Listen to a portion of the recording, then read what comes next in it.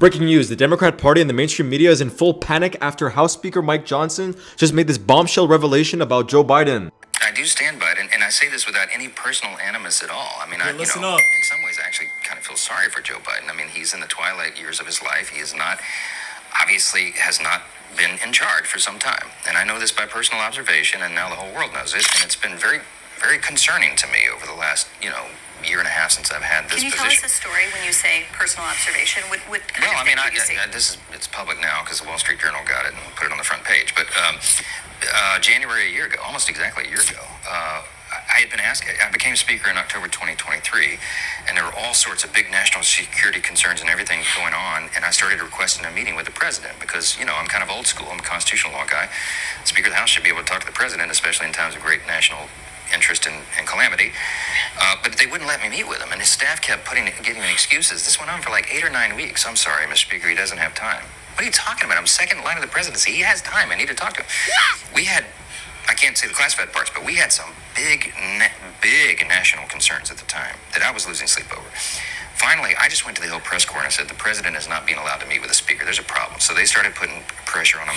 Long story short, they finally relented. They invited me to the White House. I show up and I realize it's actually an ambush because it's not just me and the president. It's also Kamala Harris, Chuck Schumer, Hakeem, the CIA director, everybody. And then, so I walked in the Oval and, I know what this is. They're going to hotbox the speaker on Ukraine funding. That's what it was.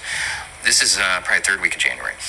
We sit down, we're in the midst of it, and the whole conversation, and I'm going, we don't need to have this conversation. The president reaches over just like this. We're sitting right next to the fireplace in the Oval, and he grabs my arm and he says, the speaker and I just need a couple minutes together. Would y'all just leave us alone? And I looked up on the faces of some of the staff standing around the wall, and they're like, no, he did it. So he called it. He's the commander-in-chief. So everybody leaves, and he and I are standing awkwardly in the middle of the Oval Office right over the rug by that coffee table.